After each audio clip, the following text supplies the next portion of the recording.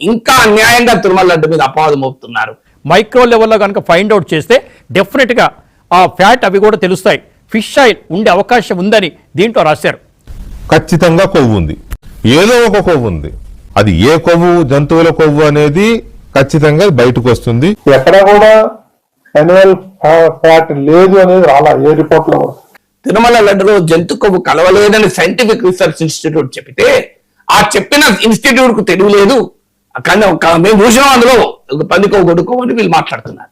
అసలు ఎవరికి మీరు ఎవరిపైన దాడి చేస్తున్నారు?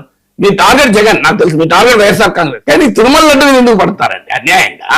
ఇది చూసిన తిరుమల లడ్డును పరమ పవిత్రమైన ప్రసాదంగా, కలియుగంలో అత్యున్నతమైనటువంటి జీవిత అవకాశంగా భావిస్తారే కోట్లాది హిందువులు. ఈ పత్రికలో వచ్చిన పేజ్ 1లో ఆ గొడ్డు కొవ్వు పంది కొవ్వు అని చూసిన వాడు ఏం గుండె పగిలిపోదా అని అడుగుతున్నాను. మేము ఇంత పవిత్రంగా భావించే లడ్డూలు మీరు ఎందుకు ఇంత అపవాదం మోపుతున్నారు? సిట్టు మీరేసిందే కదా, అధికారం మీ చేతిలో ఉంది కదా, అనుమానాల మీద ఎందుకు వార్తలు రాస్తారు? అనుమానాల మీద ఎందుకు వార్తలు రాయించుకుంటారు?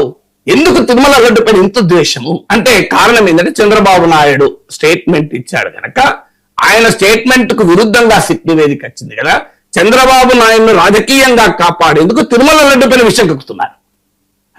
మీకు చంద్రబాబు కావాలా, తిరుమల లడ్డు కావాలా? అయ్యా, దేవదేవుని లడ్డు మీద ఎందుకు పడతారు, విషయం ఎందుకు కక్కుతారు?